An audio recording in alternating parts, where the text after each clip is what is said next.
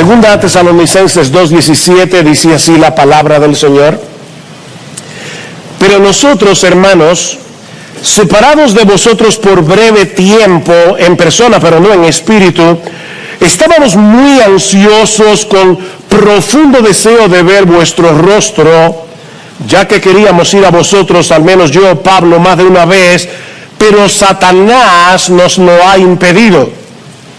Porque ¿quién es nuestra esperanza, o gozo, o corona de gloria? ¿No lo sois vosotros en la presencia de nuestro Señor Jesús en su venida?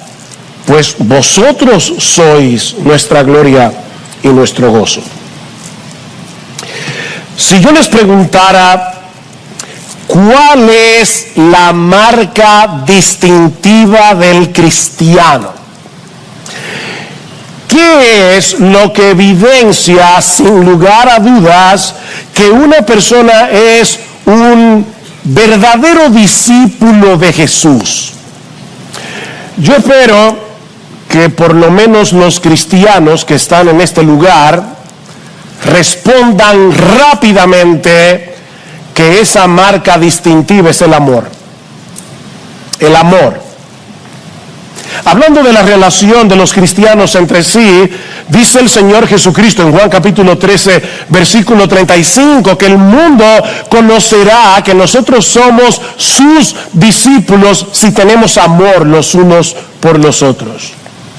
Y en 1 Corintios 13, Pablo nos dice que las tres virtudes cardinales de la vida cristiana son la fe, la esperanza y el amor, y que el mayor de los tres es el amor.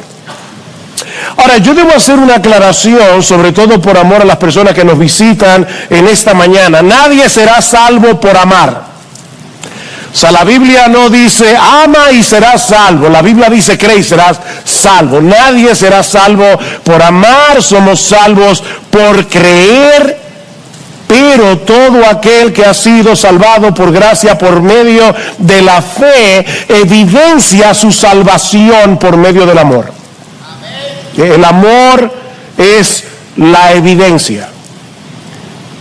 Amados, amémonos unos a otros, el texto que leímos al inicio de este culto, porque el amor es de Dios. Todo aquel que ama es nacido de Dios y conoce a Dios. El que no ama no ha conocido a Dios, porque Dios es amor. Mis hermanos, no hay que saber griego para entender lo que Juan está diciendo aquí. Todo aquel que ama es porque es nacido de Dios. El que no ama no ha conocido a Dios. Y en este pasaje que acabo de leer, en 1 Tesalonicenses, nosotros vemos claramente ejemplificado ese amor que distingue a los cristianos. Porque, mis hermanos, en su gracia común, la mayoría de la gente ama a otras personas.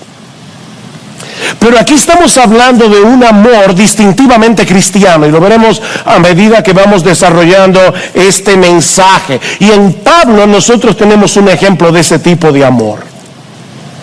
Ahora, antes de entrar a considerar el contenido de este pasaje, es muy importante que nosotros veamos un poco de su contexto.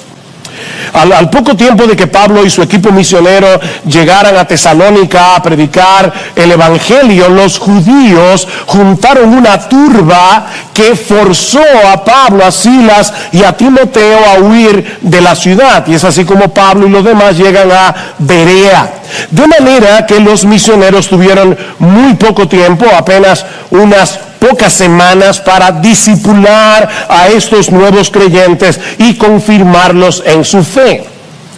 Y tal parece que sus adversarios, los mismos que forzaron su salida, aprovecharon la ausencia de Pablo y de los misioneros para desacreditarlos, diciendo a estos nuevos creyentes que estos evangelistas en realidad no tenían ningún interés en ellos, que los habían abandonado. Y es precisamente para responder a esa acusación que Pablo escribe esta porción de la carta, que va desde el versículo 17 del capítulo 2 hasta el capítulo 3, versículo 12. Esto es toda una sola porción de la carta a los tesalonicenses. Y en toda esta sección hay una gran carga emotiva que no se percibe con la misma fuerza en nuestra versión en español. Para aquellos que nos visitan, el Nuevo Testamento se escribió en el idioma griego, y siempre que se traduce un documento de un idioma a otro, algo se pierde.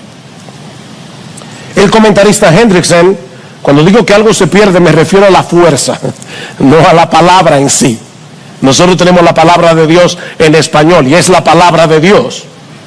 Pero es función de los predicadores tratar de desentrañar lo que está detrás del texto y que no podemos ver en nuestra versión en español. El comentarista Hendrickson dice que a partir de este momento el estilo de Pablo se torna intensamente emocional. Las palabras mismas parecen temblar, dice Hendrickson. Es por eso que hemos titulado este sermón Anatomía del Amor Cristiano, porque miren, mis hermanos, cuando uno lee este pasaje con detenimiento, casi puede escuchar el latido de Pablo, el latido de su corazón por estos hermanos de Tesalónica. Vamos a dividir este pasaje en tres partes y yo espero que sean fáciles de recordar. En primer lugar, un anhelo ferviente. En segundo lugar, un obstáculo formidable. Y en tercer lugar, una esperanza motivadora. Miren qué fácil. Un anhelo ferviente, un obstáculo formidable y una esperanza motivadora. Veamos entonces, en primer lugar, el anhelo ferviente de los misioneros y especialmente de Pablo de regresar a Tesalónica para fortalecer a estos nuevos creyentes en la fe. Vean otra vez el versículo 17. Pero nosotros, hermanos, separados de vosotros por breve tiempo, en persona pero no en espíritu, estábamos muy ansiosos con profundo deseo de ver vuestro rostro.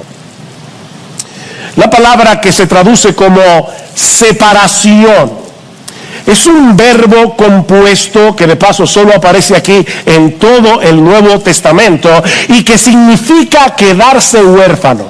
Eso es lo que significa el texto. Es la palabra huérfano, pero con un prefijo que la fortalece. O sea, la palabra ya es fuerte en sí misma, pero Pablo le añade un prefijo que transmite una idea más desgarradora. Es como cuando nosotros colocamos la palabra super antes de una palabra, para señalar que algo no solo es doloroso, sino súper doloroso, o que algo no solo es angustioso, sino súper angustioso. Bueno, eso es exactamente lo que Pablo está haciendo aquí.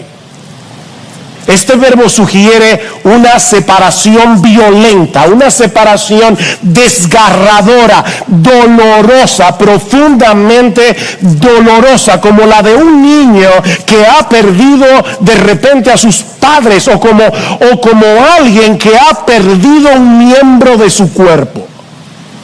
Así de doloroso. Y hermanos, así se sentía Pablo cuando se vio forzado a dejar atrás a estos creyentes recién convertidos. A pesar de que no hacía mucho tiempo que había ocurrido la separación, note lo que dice el versículo 17, porque hermanos, nosotros separados de vosotros por breve tiempo, y aparentemente lo que eso significa es, hace poco que ocurrió esta separación, pero nos sentimos huérfanos de vosotros. Y Pablo aclara, separados, y aquí vuelvo otra vez, literalmente, separados de rostro, pero no de corazón. Eso es lo que dice el texto. De rostro, pero no de corazón. En otras palabras, aunque los judíos habían apartado a Pablo y a los misioneros de la iglesia en Tesalónica, no habían podido apartar a estos hermanos de sus corazones. Ellos estaban fuera de su vista, pero no de sus pensamientos, no de sus oraciones. El amor por ellos permanecía intacto a pesar de la lejanía, y de ahí el anhelo ferviente de Pablo de volver a verlos. Noten otra vez el versículo 17. Yo quiero ir palabra por palabra, hermanos. Pero nosotros, hermanos, separados de vosotros por breve tiempo, en persona pero no en espíritu, estábamos muy ansiosos, con profundo deseo de ver vuestro rostro. Y una vez más, el lenguaje es muy emotivo. La palabra que se traduce como ansioso conlleva la idea de apresurarse, de esforzarse. O sea, no se trata de una mera emoción, sino de una emoción que mueve la voluntad. Lo que Pablo está diciendo es que ellos se habían esforzado al máximo por regresar a Tesalónica. Porque hay gente que se vuelve ansiosa y no hace nada. Es como esas personas que están muy ansiosas sentados en una mecedora. Solo se mueven en el mismo sitio. Pero aquí no estamos hablando de ese tipo de ansiedad. Es una emoción que te mueve a la acción. Pablo está diciendo, para responder a las acusaciones que se habían hecho contra ellos, nos hemos esforzado al máximo por regresar a Tesalónica, porque tenemos un profundo deseo de volver a verlos. Y esta palabra, que se traduce como deseo, es la misma que se traduce como concupiscencia en el capítulo 4, versículo 5. Esta palabra, que podemos traducir literalmente sobre deseo, no es una palabra mala en sí misma, aunque en el Nuevo Testamento muchas veces lo que significa es lujuria, pero depende del contexto y del objeto del deseo para determinar si se trata de un sobredeseo pecaminoso o un sobredeseo por algo bueno. Expresa un deseo muy intenso por algo. Los misioneros deseaban intensamente regresar a Tesalónica, porque estaban preocupados por el estado espiritual de estos recién convertidos, y eso lo veremos cuando estudiemos el capítulo 3, pero déjenme darles una idea. Versículo 1 del capítulo 3: por lo cual, no pudiendo soportarlo más, pensamos que era mejor quedarnos solos en Tesalónica, y enviamos a Timoteo, nuestro hermano y colaborador de Dios en el Evangelio de Cristo, para fortalecerlos y alentarlos respecto de vuestra fe. Capítulo 3, versículo 5.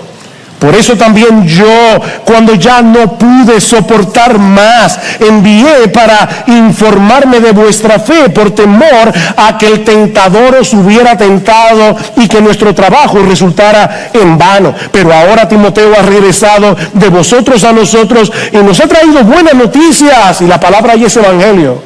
Es la única vez que Pablo usa la palabra evangelio que no sea para el evangelio de Jesucristo. La única vez.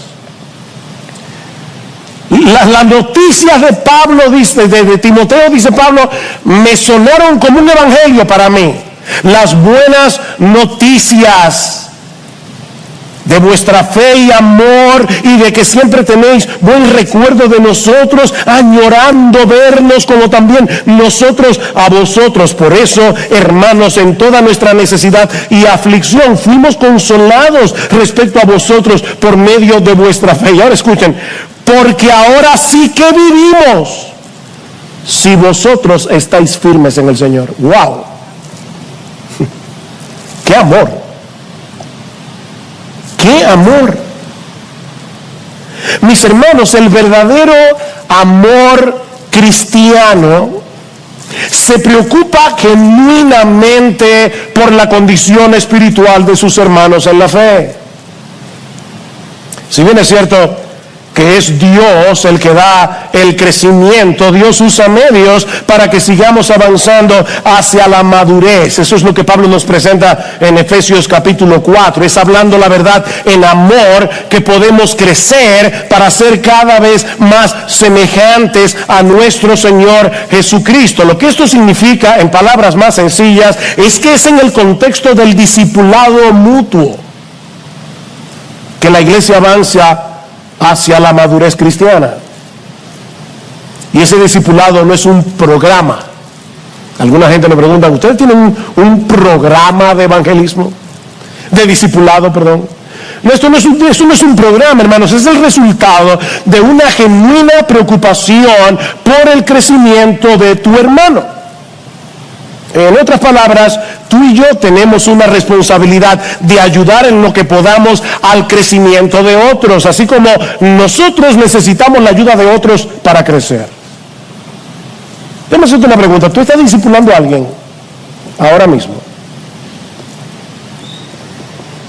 El discipulado no tiene que ser una cosa de 1 año, de 2 años, de 3 años. Puede ser simplemente que tú tomes a un nuevo creyente y le enseñes cómo leer su Biblia, cómo orar, cómo confesar sus pecados, animarlo a ser miembro de la iglesia.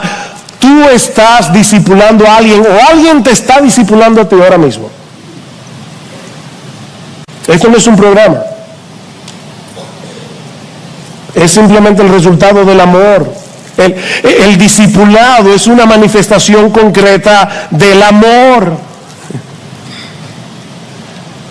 Pablo, Silas y Timoteo estaban realmente preocupados por el estado espiritual de estos nuevos creyentes, pero ¿sabes qué? Dios espera ver esa mutua preocupación en todos los cristianos. Esto no es simplemente el amor de Pablo, porque tú sabes que Pablo era un súper cristiano, Pablo era súper espiritual. No, Pablo era un cristiano y era un hombre sujeto a pasiones iguales que las tuyas y las mías. Dios espera eso de todos nosotros. Pablo dice, escribiendo a los Corintios, que Dios espera que en la iglesia no haya división, sino que los miembros tengan el mismo cuidado unos por otros. ¿Oíste eso? Dios espera que en la iglesia tengamos el mismo cuidado unos por otros. Fíjense una pregunta que yo tuve que hacerme esta semana, porque para serles muy honesto, y se lo comentaba a mi esposa en estos días, preparar este sermón fue muy duro para mí, porque vi mi pecado con una claridad asombrosa. Mi falta de amor. Yo necesito crecer en amor. Y tú también. Porque el estándar es llegar a amar como Jesús. Pues, claro que nos falta. Que os améis unos a otros como yo os he amado. Ese es el estándar, ¿no? Así que déjame hacerte la pregunta.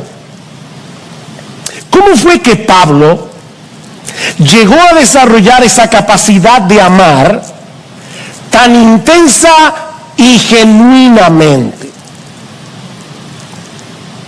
Porque déjame decirte algo, Pablo no nació así. Hay personas que dicen que él nació así. No.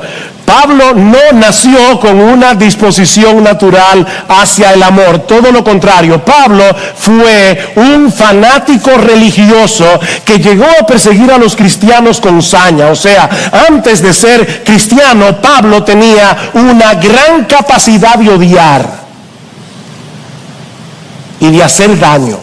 El que escribió ese texto nació con una gran capacidad de odiar, con una gran capacidad de hacer daño, hasta que Cristo se encontró con él en su camino a Damasco y el odioso Saulo se convirtió en el amoroso Pablo por el poder del Espíritu Santo. ¿Sabe dónde está el secreto de Pablo? Que Pablo nunca olvidó lo que él había sido. Y precisamente por eso nunca dejó de maravillarse del amor de Cristo por él. Ahí está el secreto. Miren qué fácil. Pablo nunca olvidó lo que él había sido y nunca dejó de maravillarse del amor de Cristo. Y era precisamente el hecho de sentirse tan amado lo que lo movía a amar a otros sin condición. Él mismo escribió en 2 Corintios capítulo 5 versículo 14, el amor de Cristo nos constriñe, el amor de Cristo nos presiona, el amor de Cristo nos motiva pensando esto, y lo que significa es considerando seriamente esto, que si uno murió por todos, luego todos murieron y por todos murió, para que los que viven ya no vivan para sí, sino para aquel que murió y resucitó por ellos. ¿Ves el ya no vivan? Porque todos nosotros antes de ser cristianos vivíamos para nosotros mismos, pero alguien llamado Jesús murió por nosotros en una cruz. ¿Y sabes para qué? Para que ya no sigas viviendo para ti mismo.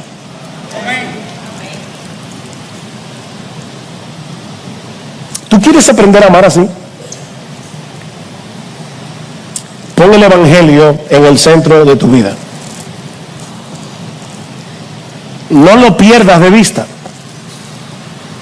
Esfuérzate por ser intencional en recordar el amor de Cristo por ti, a pesar de tus pecados, incluyendo el pecado de tu falta de amor. O sea, Cristo nos ama a pesar de nuestros pecados, incluyendo nuestro pecado de falta de amor. Y cuando nosotros pensamos que Cristo nos ama a pesar de lo que somos, a pesar de nuestra falta de amor, a pesar de la falta de interés por otros, y Cristo nos ama, eso expande nuestra capacidad de amar. El hecho de verme amado, tan amado, por alguien que me conoce a la perfección, por alguien que conoce mis debilidades, por alguien que sabe que muchas veces para hacer un bien yo tengo que obligarme a mí mismo porque no quiero hacerlo, porque es más fácil quedarme viendo una serie de Netflix que ir al hospital a visitar a un enfermo. Para mí, por lo menos, yo no sé para ti, es más fácil. Y cuando yo entiendo, wow, Cristo me ama a pesar de lo que de cómo Él me conoce, de todos los pensamientos que me pasan por la cabeza que nadie ve, eso expande mi capacidad de amar. Ven, es el Evangelio. En cierto modo, podemos decir que Pablo supo capitalizar su pasado.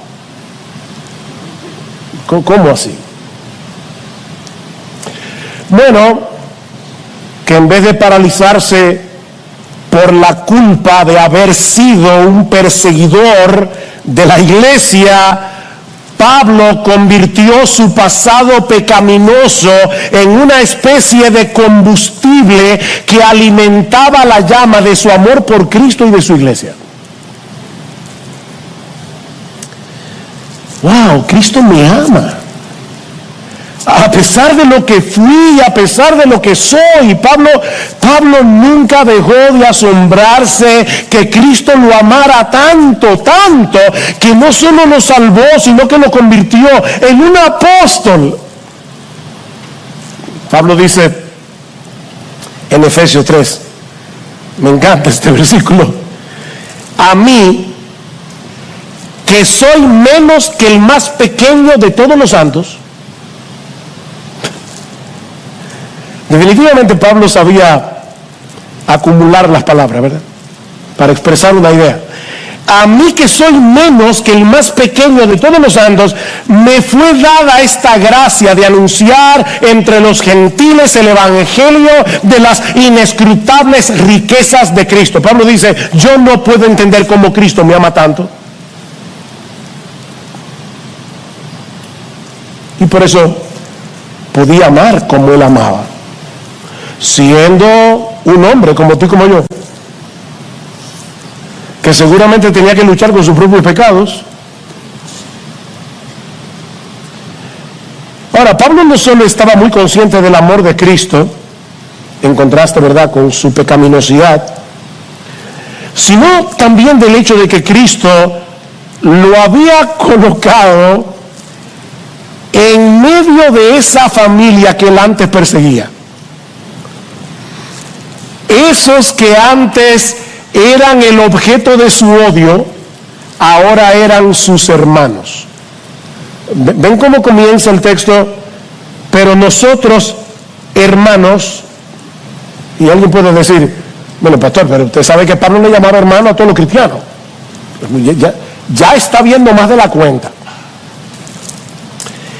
No, yo no creo que el uso de la palabra hermanos aquí sea casual. Y no lo creo por la cantidad de veces que Pablo usa la palabra hermanos en esta carta. Para que tengan una idea, ¿cuántos capítulos tiene la carta a los romanos? 16 capítulos. ¿Cuántos capítulos tiene Primera Tesalonicenses? 5 capítulos.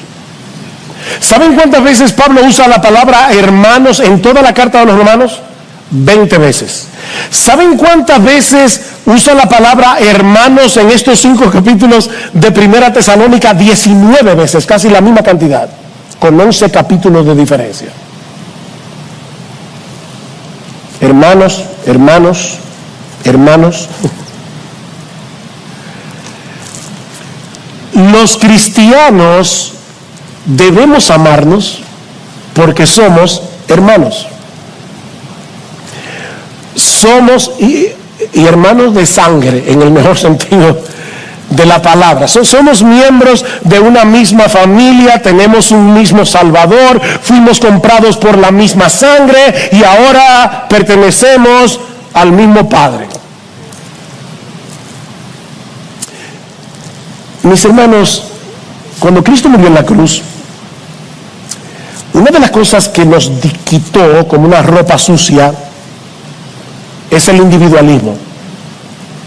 Esta es una sociedad eminentemente individualista. Yo, mis derechos, lo mío. Cuando Cristo nos salvó, nos quitó la ropa vieja, sucia, podrida del individualismo y lo enterró. Déjalo ahí donde Él lo enterró. Deje el individualismo a un lado. Por eso les decía al principio, hermano, nosotros necesitamos un avivamiento de amor. Un avivamiento de amor que nos mueva a salir de nuestra zona de comodidad y arriesgarnos a amar a otros, independientemente de si los otros te aman a ti. Y digo arriesgarnos porque, déjenme decirles algo, el amor es arriesgado. Muy arriesgado. Tú puedes darte por entero a una persona que después te va a clavar un puñal en la espalda. Y como quiera, tú debes amar. Debes amar. Lamentablemente, debemos reconocer que es muy fácil para nosotros quedarnos encharcados en el nadie se preocupa por mí.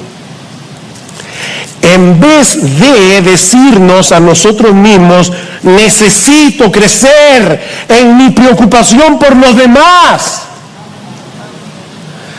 Yo necesito ser intencional en orar por mis hermanos en la fe, en aliviar sus cargas, en ayudarlos a crecer. Es mucho más fácil decir, nadie se pone en mi pellejo, que hacer el esfuerzo de ponernos en la piel del otro. Sobre todo cuando nosotros mismos estamos pasando por tiempos difíciles. Cuando nosotros mismos estamos sufriendo.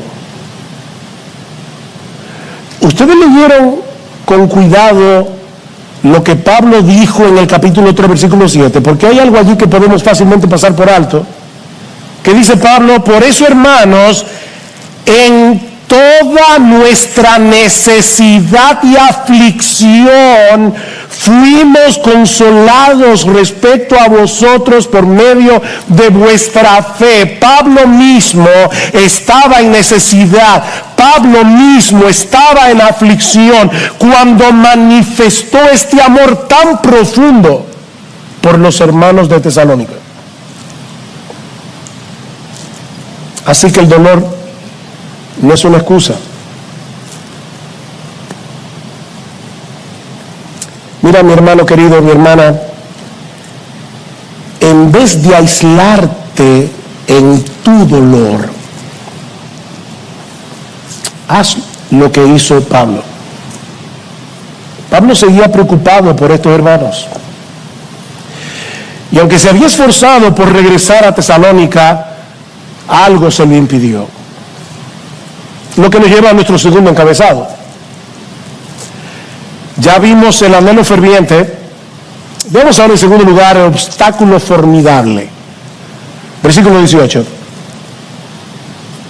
Ya que queríamos ir a vosotros, al menos yo, Pablo, más de una vez, y no es que Pablo está diciendo, bueno, por lo menos yo, Timoteo y Sila, yo no sé, no. Lo que pasa es que varias veces Pablo se quedó solo, sin Timoteo y Silas, y muy probablemente lo que Pablo está diciendo es, cuando yo estaba solo, más de una vez yo traté de volver, y no pude. ¿Y por qué no pudiste, Pablo? Porque Satanás nos lo ha impedido. ¿Qué texto más misterioso, verdad? Satanás me lo impidió, o Satanás nos estorbó, como dice la Reina Valera del 60. Este es un término militar que hace referencia a las trincheras que cavaban en el camino las tropas enemigas para evitar que el otro ejército avance. Esa es la idea. Así que Pablo está señalando a Satanás aquí como una fuerza opositora que se opone al avance del Evangelio. Ahora, nosotros no sabemos cómo fue que Satanás le impidió a Pablo regresar a Tesalónica, porque Pablo no lo dice, así que no nos vamos a poner a especular. Tampoco sabemos cómo es que Pablo podía saber con tanta certeza que fue el diablo que se lo impidió. Y esto es interesante porque en el libro de los Hechos, en el capítulo 16, por lo menos vemos dos ocasiones en que fue el Espíritu Santo el que le impidió a Pablo y a su equipo misionero avanzar. Dice en Hechos capítulo 16 que Pablo y su equipo misionero pasaron por la región de Frigia y Galacia, habiendo sido impedidos por el Espíritu Santo de hablar la palabra en Asia. Y cuando llegaron a Misia, intentaron ir a Bitinia, pero el Espíritu de Jesús no se lo permitió. ¿Ven? El Espíritu Santo estaba poniéndole obstáculos a Pablo.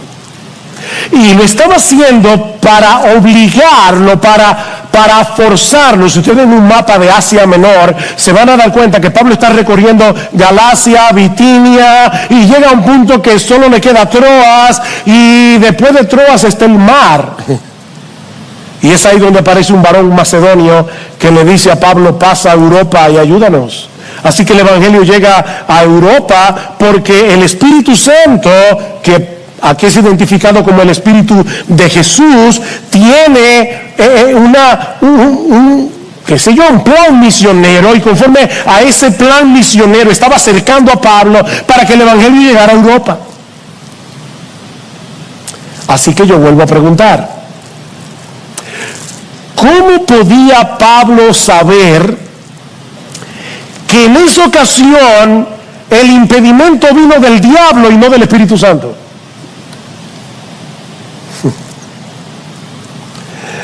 Bueno, la respuesta puede ser porque el impedimento estaba viniendo de parte de los judíos que odiaban al Evangelio, y viendo el instrumento, Pablo dice, el diablo nos está usando. O puede ser que el mismo Espíritu Santo le revelara a Pablo de dónde venía el impedimento. Pero, independientemente de eso, hermanos, hay al menos dos cosas que debemos tomar en cuenta aquí.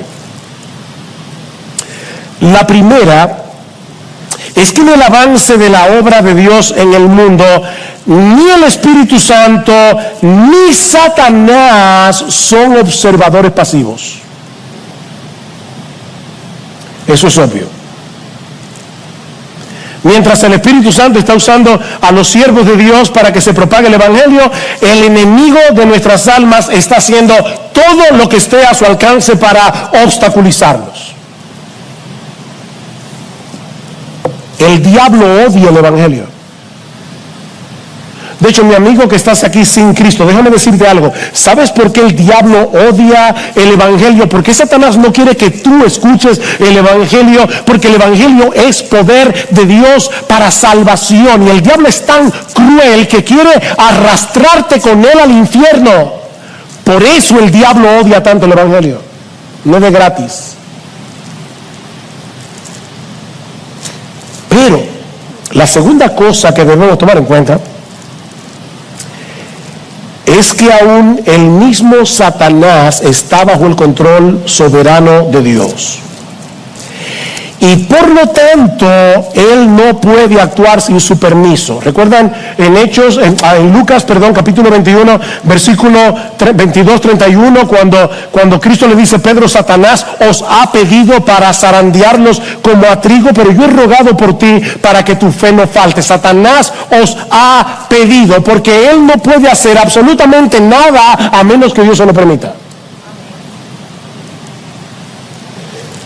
Y cuando Dios se lo permite,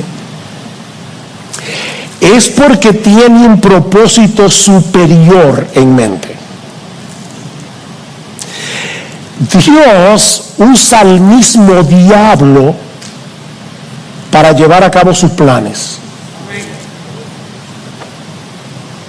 Tal vez Él quiere hacernos más conscientes de nuestra debilidad y llevarnos a depender más de Él en oración, o simplemente Él quiere redireccionar nuestros pasos hacia otro ministerio o hacia otro lugar, y está usando al diablo para llevar a cabo su plan.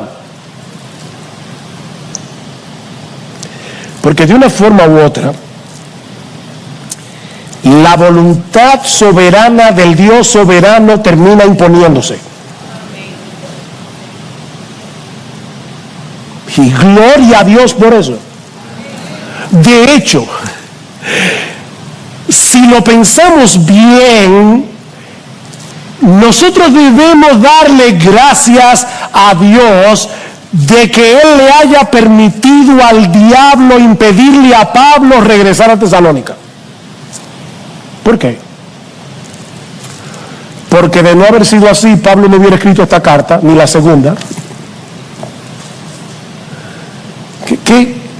¿Qué sabio Dios? De haber tenido éxito en su deseo de volver, Pablo no hubiera tenido la necesidad de escribir Primera Tesalonicenses, ni Segunda Tesalonicenses. Y la iglesia de Cristo se habría perdido de dos tesoros tan valiosos.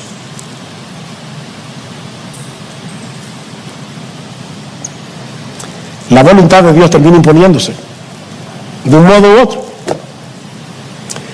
y su voluntad siempre es buena, es agradable y es perfecta, dice Pablo en Romanos 12, siempre, aun cuando usa al mismo diablo.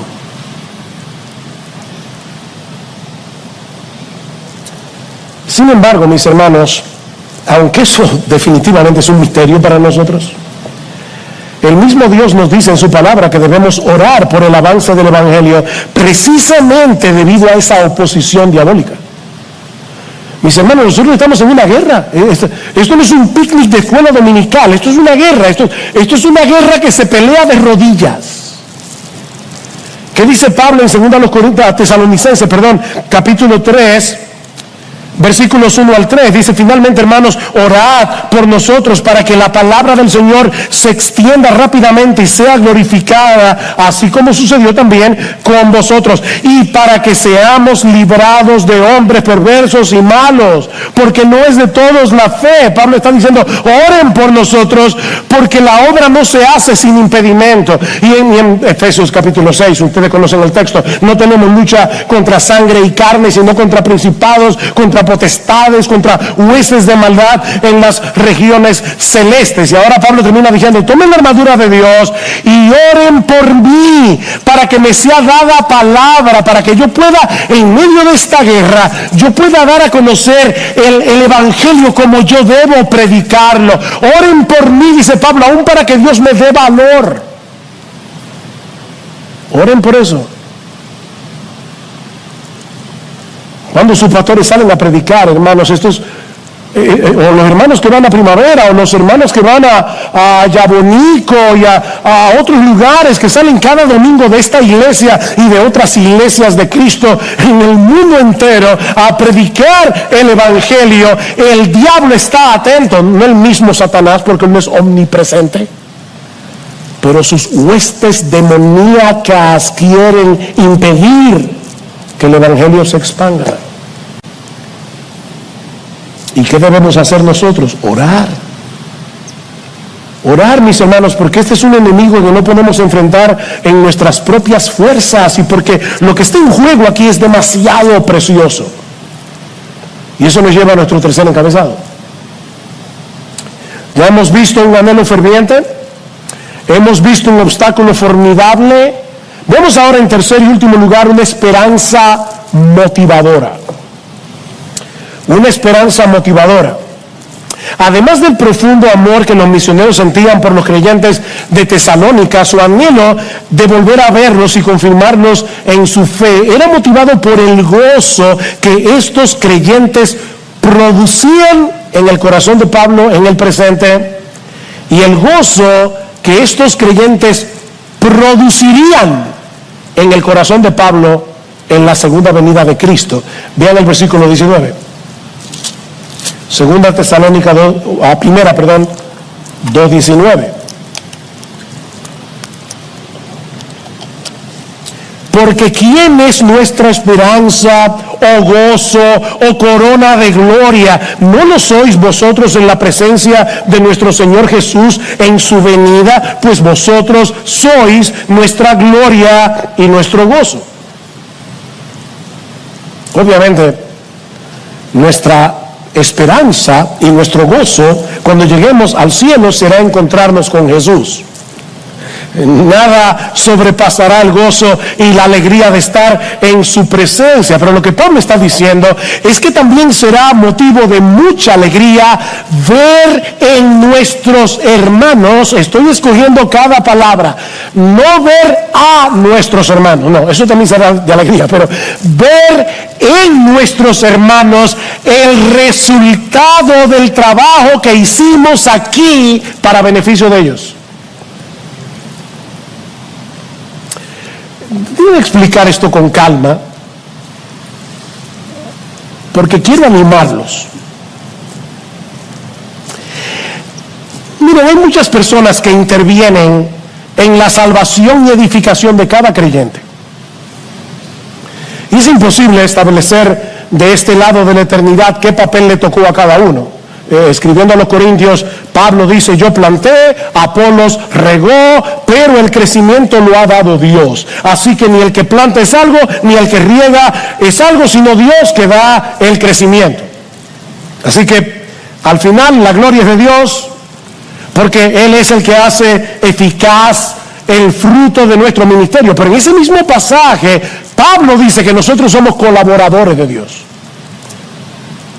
Somos colaboradores. ¿Qué socios tiene Dios, verdad?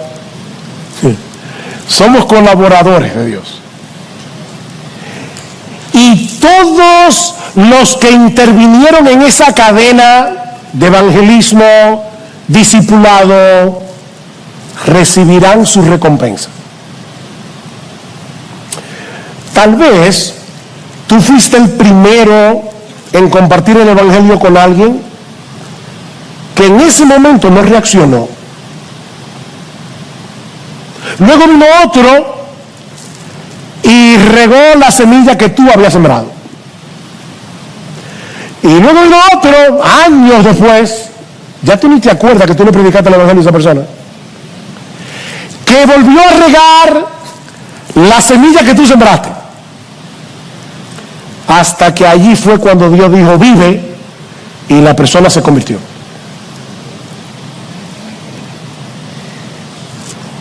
O tal vez a ti te tocó discipular a ese nuevo creyente y ayudarlo en sus primeros pasos en la fe. O tal vez Tú fuiste el instrumento que el Señor usó en tiempo de peligro, cuando ese mismo hermano estuvo a punto de caer, y debido a tu cuidado fue rescatado a tiempo. Sea lo que sea que tú hayas hecho por la salvación de algunos, por la santificación de otros, mis hermanos, todo será recordado y recompensado en aquel día.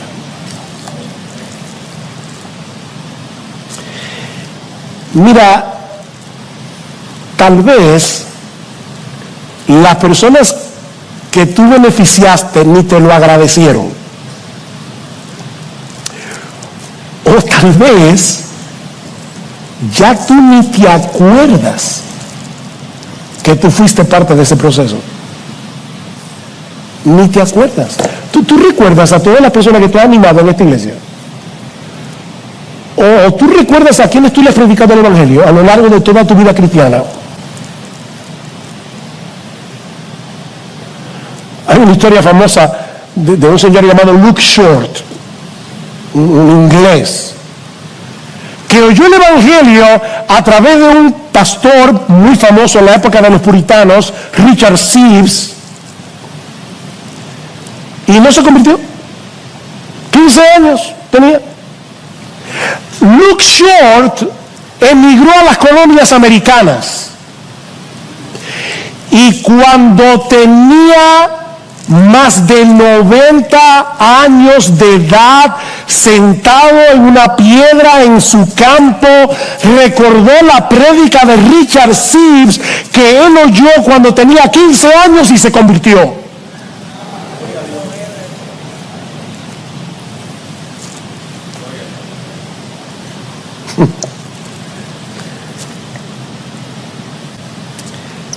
Tú te olvidaste de que tú fuiste parte de eso, pero Dios no olvida. Dios no olvida, y a nadie dejará sin recompensa. Recuerda, yo quiero animarte. Dice el autor de la carta a los Hebreos que nuestro Dios no es injusto para olvidar vuestra obra y el trabajo de amor que habéis mostrado hacia su nombre, habiendo servido a los santos y sirviéndoles aún. Dios no es injusto. Tú fuiste parte de esa cadena, recibirás tu recompensa. ¿Recuerdan lo que predicamos en el 45 aniversario de nuestra iglesia? Dice Pablo que debemos abundar en la obra del Señor, siempre sabiendo que nuestro trabajo en el Señor no es en vano. No es en vano. ¿Y sabes cuál será tu recompensa? Bueno, ese es un tema muy amplio en la Biblia, el tema de las recompensas. Y yo no pretendo en 2 minutos decir todo lo que la Biblia enseña acerca de ese tema. Pero en gran medida, la recompensa será ver el gozo del resultado de todo lo que hiciste para Cristo y para su iglesia. Ese gozo en los creyentes y en tu propio corazón será parte de la recompensa. ¿Qué le dice Pablo a los tesalonicenses? Ustedes serán mi corona de gloria. Ustedes serán mi corona de gloria. Mi recompensa y mi gozo, dice Pablo, será verlos allí en cuerpos glorificados, reflejando ya sin pecado la gloria de nuestro Señor y Salvador, y escucharle a Él, a mi Señor, a mi precioso Salvador, decirme a mí, por causa de ustedes que van a estar allí en cuerpos glorificados: Pablo, bien, buen siervo y fiel. Esa será mi corona.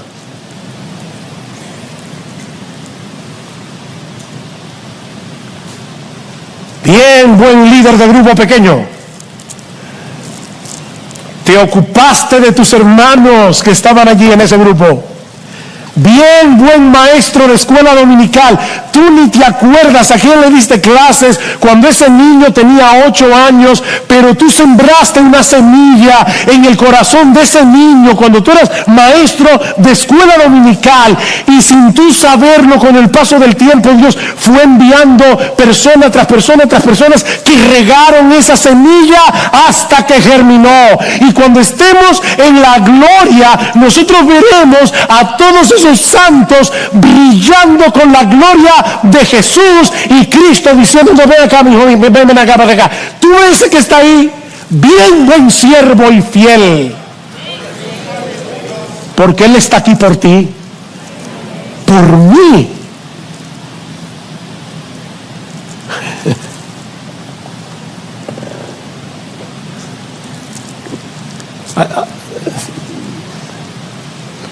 Estoy mirando el reloj.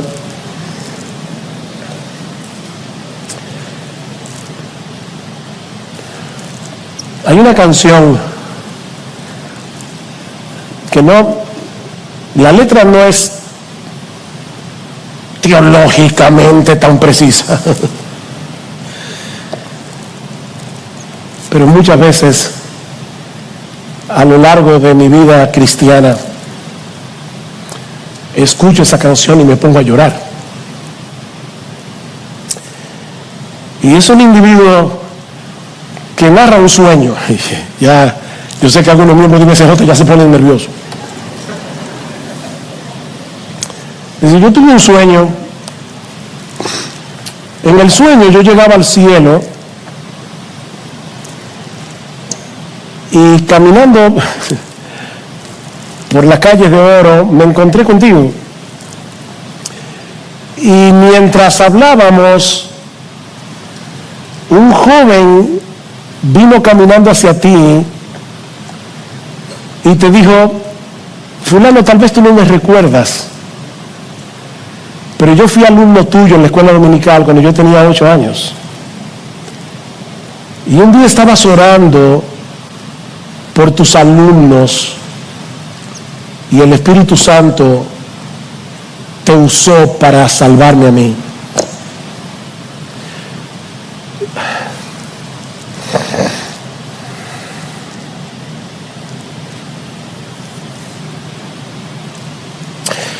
Y luego vino otro y te dijo: ¿tú te acuerdas cuando un misionero llegó a la iglesia y dio un reporte y pidió una ofrenda por esa obra misionera, y tú no tenías mucho, pero lo poco que tenías lo diste, y el Señor usó tu ofrenda para que ese misionero pudiera volver al campo misionero, y yo fui salvo? Y la canción tiene un estribillo, un corito, un coro que dice: gracias por haberte dado al Señor.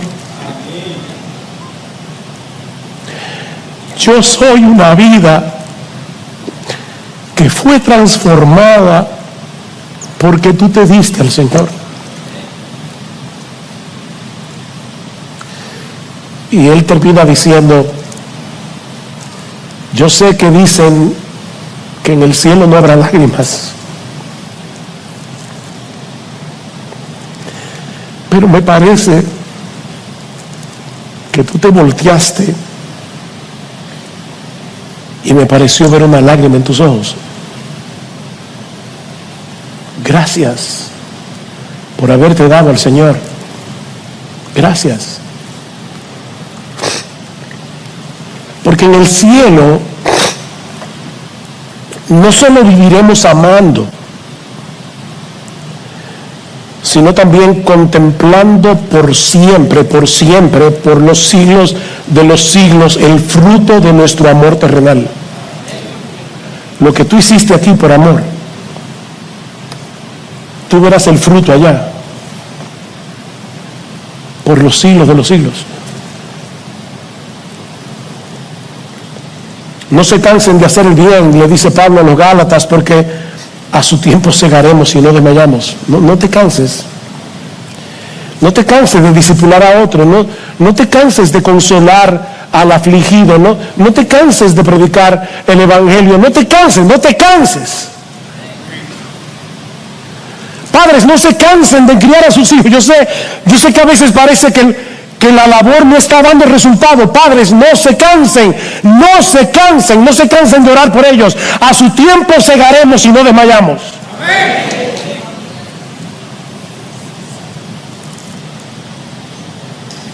Trabaja arduamente con los ojos puestos en la segunda venida. No aquí, no allá, porque ese será el día de nuestra coronación. No juzguéis nada antes de tiempo hasta que venga el Señor, el cual aclarará también lo oculto de las tinieblas, manifestará las intenciones de los corazones, y entonces cada uno recibirá su alabanza de Dios. ¿Sabes qué? Lo que nadie vio de tu trabajo, Dios lo vio. Dios vio tu lucha para poder servirle a ese hermano, a esa hermana. Dios vio tu lucha criando a tus hijos. Dios vio tu lucha. Y cuando Dios aclare las intenciones del corazón, cuando eso que ahora está oculto en las tinieblas salga a la luz, cada uno recibirá su alabanza de Dios, y Dios no miente.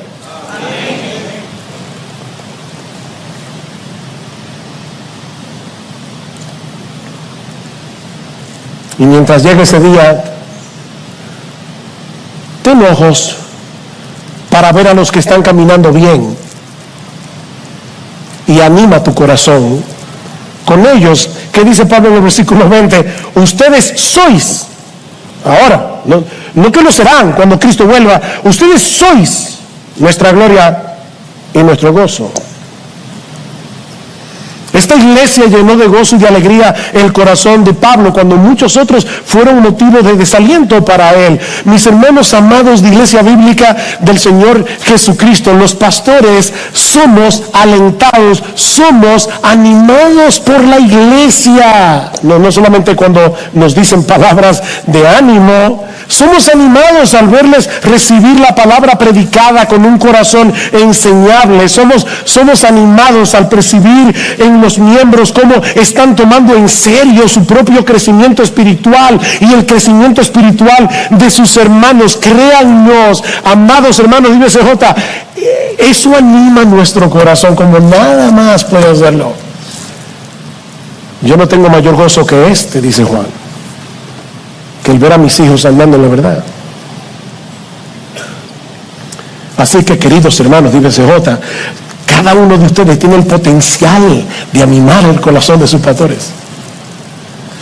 Y no solo con palabras, sino y sobre todas las cosas, cuando vemos que todos juntos como iglesia estamos pareciéndonos cada vez más a Jesús.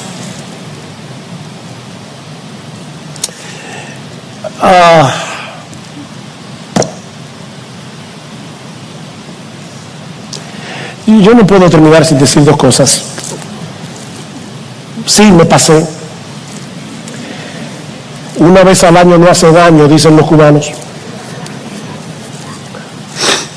Debe añadir solo dos cosas. Voy a tratar de ser breve. Voy a ser breve.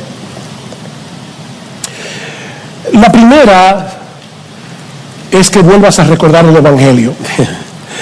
Vuelve a recordar el Evangelio, porque miren, es muy difícil escuchar un mensaje como este y no sentirse muy mal, bien convicto de pecado. Se lo digo por mí. Nos quedamos tan cortos al ver ese ejemplo de amor. Pero recuerda, mi hermano, mi hermana, que Cristo vivió, murió y resucitó por ti, para reconciliarte con el Padre. Él llenó la medida de amor que nosotros jamás vamos a poder llenar de este lado de la eternidad, que de hecho ni siquiera Pablo la pudo llenar, una medida que nadie puede llenar. Y la sangre que Él derramó en la cruz hace 2000 años todavía nos limpia de pecados, incluyendo nuestra falta de amor.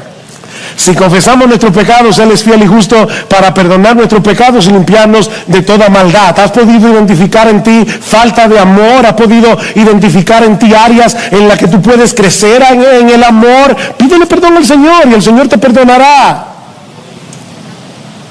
Recuérdate de nuevo el Evangelio para que no te quedes aplastado por el peso de la culpa y puedas regocijarte otra vez en tu salvación y seguir corriendo.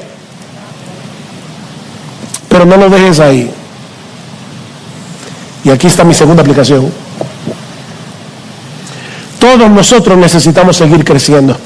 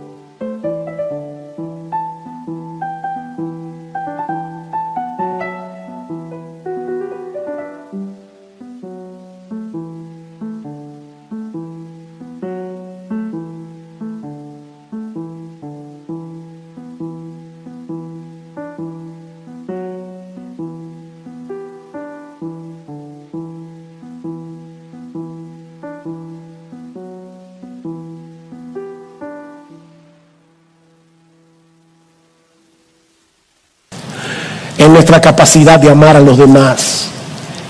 Y esa gracia del perdón que Cristo nos ofrece en el Evangelio debe ser el combustible que nos impulsa a seguir avanzando hacia la madurez. Y avanzar hacia la madurez no es otra cosa que parecernos cada vez más a Él. La razón por la que somos recibidos en la presencia de Dios es la obra de Cristo a nuestro favor. Como decíamos al inicio de este mensaje, no somos salvos por amar, somos salvos por creer. Cree en el Señor Jesucristo, cree y serás salvo. Pero Cristo es tan bueno y tan poderoso que Él no nos deja como nos encuentra. Así como Él convirtió al odioso Saulo en el amoroso Pablo, Cristo nos libera de la esclavitud del pecado, nos libera del orgullo, nos libera del egoísmo, para que ahora seamos capaces de amar con esa clase de amor con el que somos amados por Él. No creas que por el hecho de ser salvo ahora el amor fluye. Porque si fuera así, Juan nos dijera: amados, amémonos unos a otros. Es una orden. Ya fuiste capacitado para amar, ahora ama. Ama. Recuerda que el amor de Cristo es el que nos constriñe, es el que nos impulsa, es el que nos motiva al considerar seriamente que si uno murió por todos, luego todos murieron y por todos murió, para que los que viven ya no más vivan para sí, sino para aquel que murió y resucitó por ellos.